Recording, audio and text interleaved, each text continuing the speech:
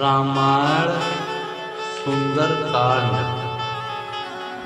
हनुमान सीता को मुद्रिका देना।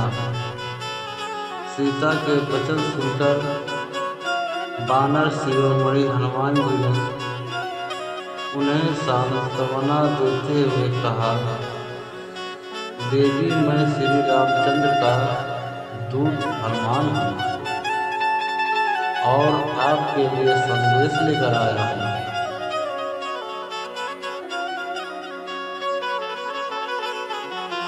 विदेह नंदिनी श्री रामचंद्र और लक्ष्मण सकुशल हैं और उन्होंने आपका कुशल समाचार पूछा है। रामचंद्र जी केवल आपके वियोग में दुखी और शोकाकुल रहते हैं।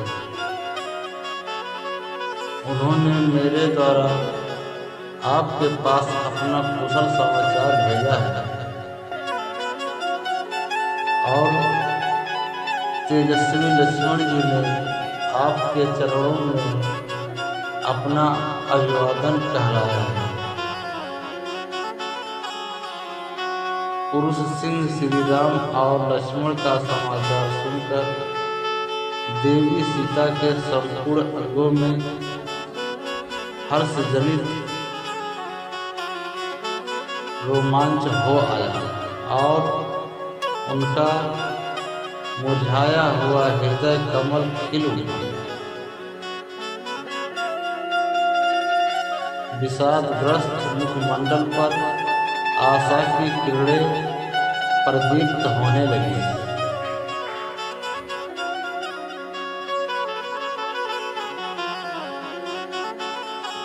इस अप्रत्याशित सुखद समाचार के उनके मृतप्राय शरीर में नवजीवन का संचार किया। तभी अकस्मात सीता को ध्यान आया कि रामदूत कहने वाला यह वानर कहीं स्वयं मायावी रावण ही न हो। यह सोचकर वह वृक्ष की शाखा छोड़कर पृथ्वी पर चुपचाप बैठ गई और बोली, हे मायावी, तुम स्वयं रावण हो और मुझे छलने के लिए आए हो। इस प्रकार के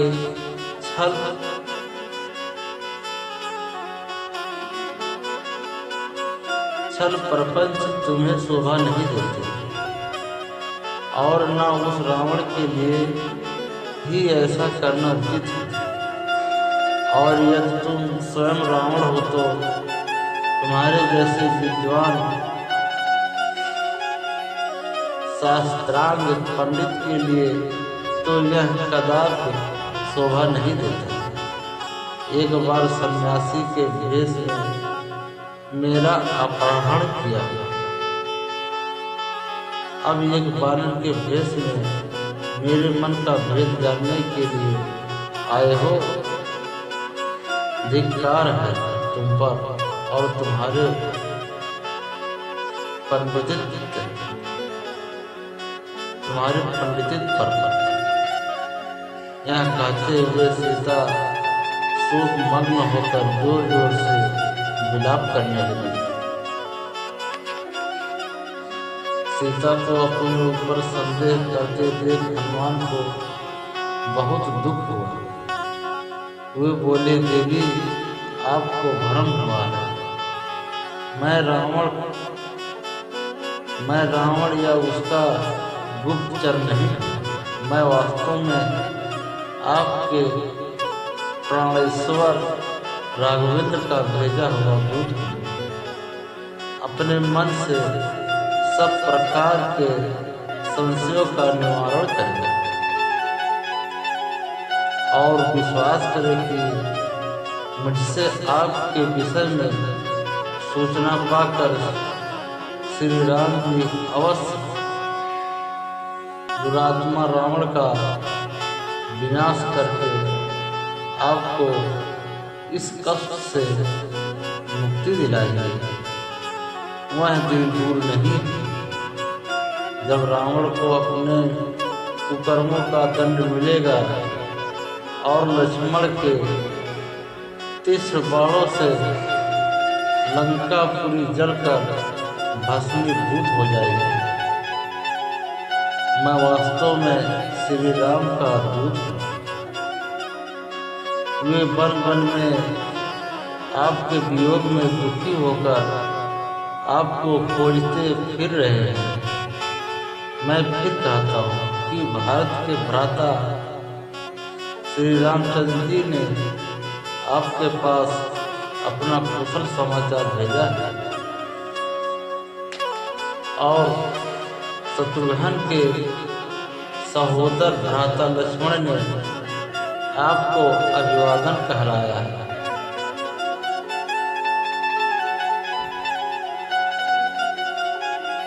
हम आपके लिए यह बड़े आनंद और संतोष की बात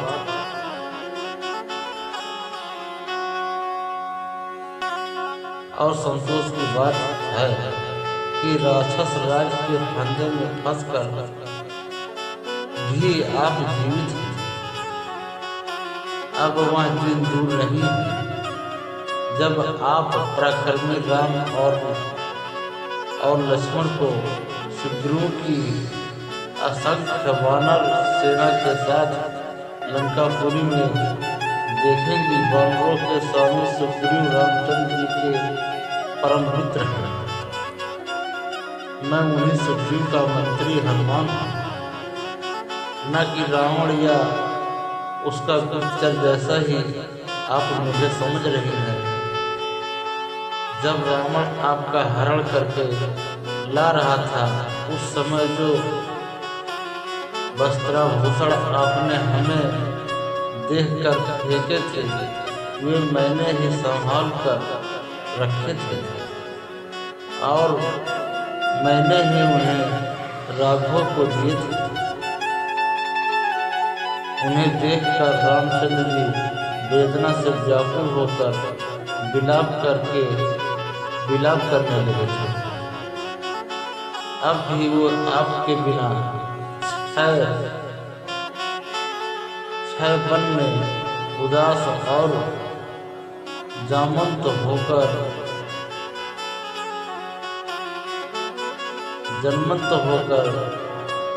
घूमते रहते हैं और मैं उनके दुख का वर्णन नहीं कर सकता।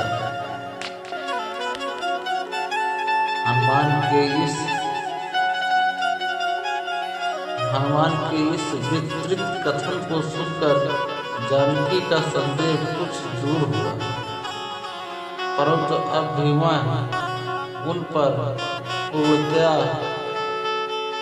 विश्वास नहीं कर पा रहे थे। वे बोली, हनुमान, तुम्हारी बात सुनकर एक मन कहता है कि तुम सच कह रहे हो। मुझे तुम्हारी बात पर विश्वास कर लेना चाहिए, परंतु मायावी रावण के छल प्रपंच को देखकर मैं पूर्णतया अस्वस्थ नहीं हो पा रहे हैं। क्या किसी प्रकार तुम मेरी इस संदेह को दूर कर सकते हो? सीता जी के तर्कपूर्ण वचनों को सुनकर हनुमान ने कहा, हे महाभागे, इस मायावी कपटपूर्ण वातावरण में रहते हुए आपका हृदय संकालु हो गया है। इसके लिए मैं आपको दोष नहीं दे सकता, परंतु आपको यह विश्वास दिलाने के लिए कि मैं वास्तव में श्री रामचंद्र जी का दूत हूँ, आपको एक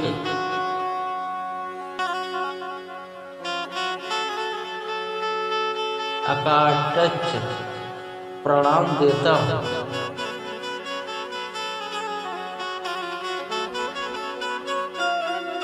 अकाट्य प्रमाण देता हूँ।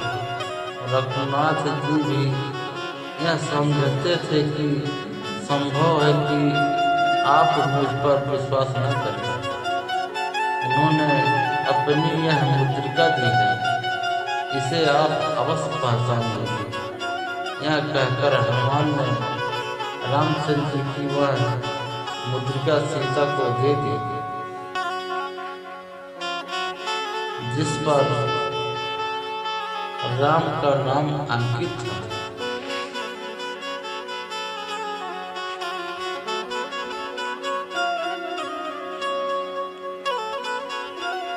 हनुमान का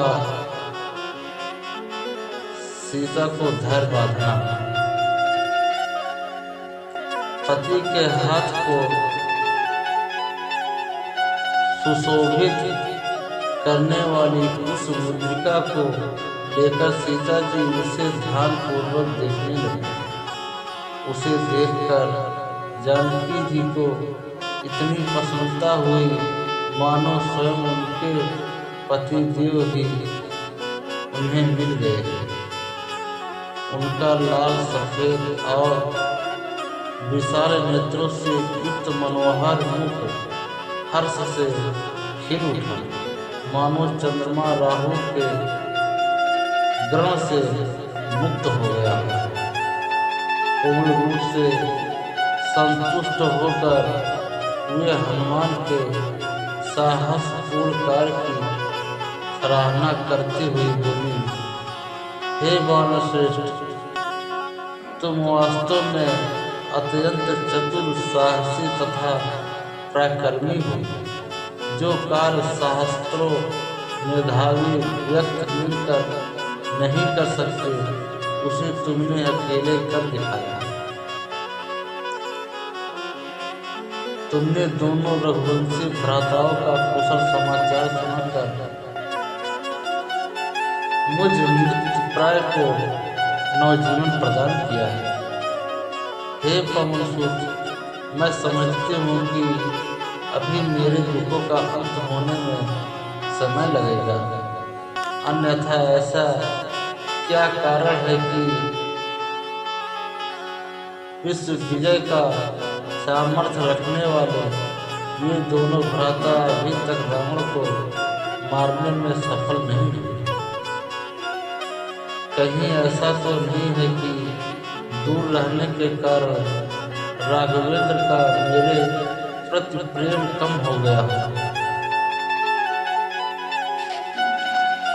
अच्छा यह बताओ, क्या अभी अयोध्या से तीनों माताओं और मेरे दोनों देवरों का कुशल समाचार उन्हें प्राप्त होता है? क्या तेजस्वी भरत रावण का नाश करके मुझे छुड़ाने के लिए अयोध्या से सेना भेजेंगे? क्या मैं कभी अपनी आंखों से दुरात्मा रावण को राघव के बाणों से मरता देख सकूंगी?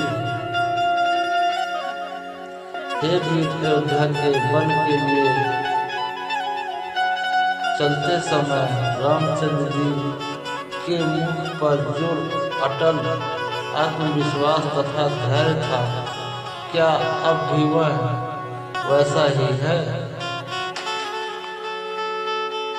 सीता के इन प्रश्नों को सुनकर हनुमान बोले, हे देवी, जब रघुनाथ जी को आपकी दशा की सूचना मुझसे प्राप्त होगी, तब वे बिना समय नष्ट किए वानरों और ऋक्षों की विशाल सेना को लेकर लंकापति रावण पर आक्रमण करके उसकी इस स्वर्णपुरी को धूल में मिला देंगे और आपको इस बंधन से मुक्त करा के ले जाएंगे।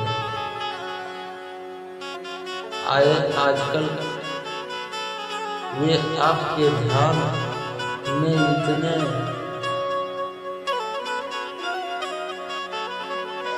निमग्न रहते हैं कि उन्हें अपने तन बदन की भी सुधि नहीं रहती, खाना पीना तक भूल जाते हैं। उनके मुख से दिन रात हास्य से शब्द ही सुनाई देते हैं। आपके वियोग में वे रात को भी नहीं सो पाते। यदि कभी नींद आ भी जाए तो हाथ से कहकर नींद में चौंक पड़ते हैं और इधर उधर आपकी खोज करने लगते हैं। उनकी यह दशा हम लोगों से देखी नहीं जाती। हम उन्हें धैर्य बांधने का प्रयास करते हैं, किंतु हमें सफलता नहीं मिलती। उनकी पीड़ा बढ़ती जाती है। अपने प्राणनाथ की दशा का यह करुण वर्णन सुनकर जानकी के नेत्रों से अविरल असुधारा बह चली। वे बोली, हनुमान, तुमने जो यह कहा है कि वे मेरे अतिरिक्त किसी अन्य का ध्यान नहीं करते, इससे तो मेरे स्त्री हृदय को अपार शांति प्राप्त हुई। किंतु मेरे वियोग में तुमने उनकी जिस करुण दशा का चित्रण किया है वह मुझे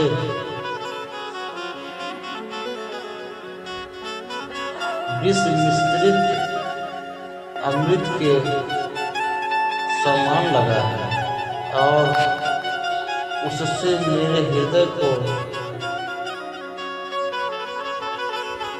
प्राण तक पीड़ा पहुंची है। बानर शिरोमणि देवों के विधान को रोकना प्राणियों के बस की बात नहीं। यह सब विधाता का विधान है, जिसने हम दोनों को एक दूसरे के विरह में तड़पने के लिए छोड़ दिया है।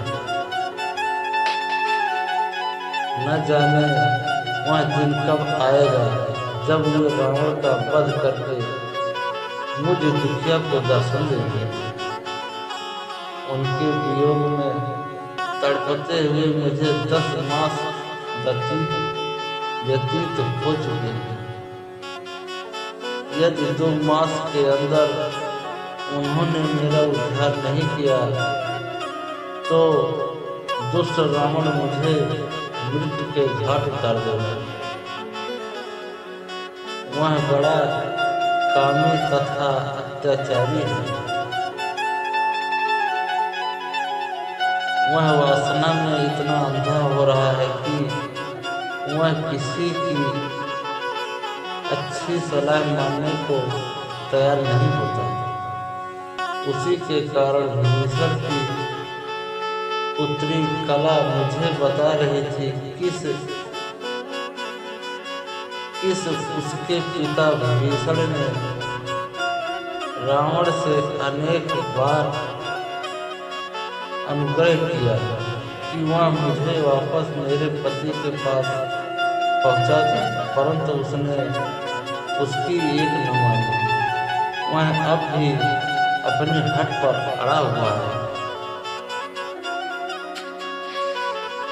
मुझे अब केवल राघव के पराक्रम पर ही विश्वास है, जिन्होंने अकेले ही खरदूषण को उनके 14 सहस्त्र युद्ध कुशल सेनानियों सहित मार डाला था। देखे अब वह घड़ी कब आती है जिसकी मैं व्याकुलता से प्रतीक्षा कर रही हूँ। यह कहते हुए सीता अपने नेत्रों से आंसू बहाने लगी। सीता को विलाप युक्त वचन को सुनकर हनुमान ने उन्हें धैर्य बांधते हुए कहा, देवी आप दुखी न हो। मैं आपको विश्वास दिलाता हूँ कि मेरे पहुँचते ही प्रभु वानर सेना सहित लंका पर आक्रमण करके दुष्ट रावण का वध करके आपको मुक्त करा देंगे। मुझे तो यह लंकापति कोई असाधारण बलवान दिखाई नहीं देता। यदि आप आज्ञा दे तो मैं अभी इसी समय आपको अपनी पीठ पर बिठाकर लंका के परपोटे को फाड़ कर विशाल सागर को लाता हुआ श्री रामचंद्र जी के पास पहुंचा दूं। मैं चाहूँ तो इस संपूर्ण लंकापुरी को रावण तथा राक्षसों सहित उठाकर राघव के चरणों में ले जाकर पटक दूं। इनमें से किसी भी राक्षस में इतनी सामर्थ्य नहीं है कि वह मेरे मार्ग में बाधा बन सके या बाधा बनकर खड़ा हो सके।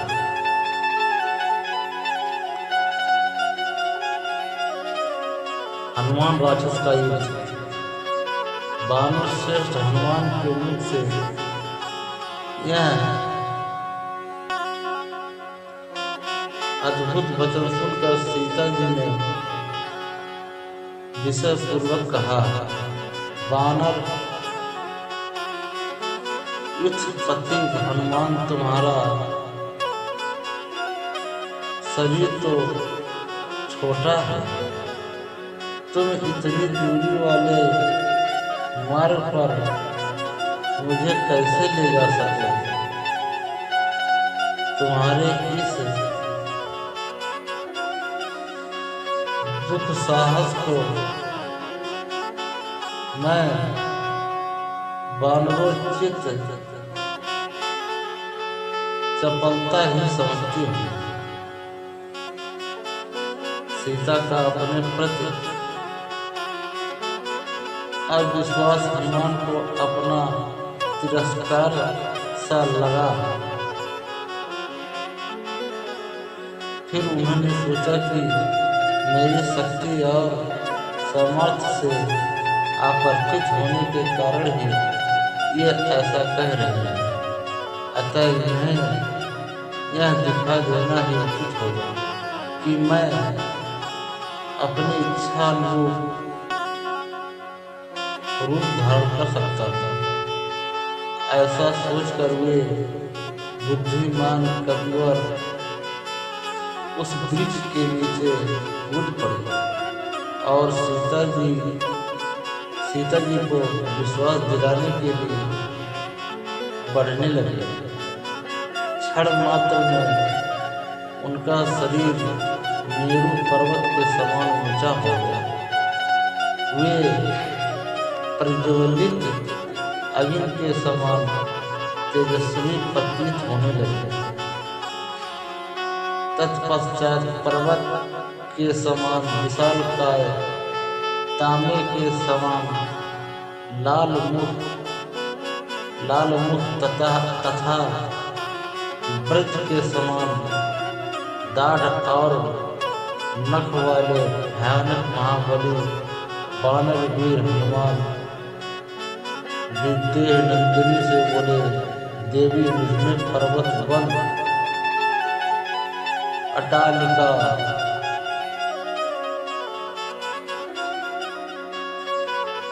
चहार दीवारी और नागर द्वार सहित इस लंकापुरी को रावण के साथ ही उठा ले जाने की शक्ति है। अतः हे विदेह नंदिनी, आपकी आशंका व्यर्थ है।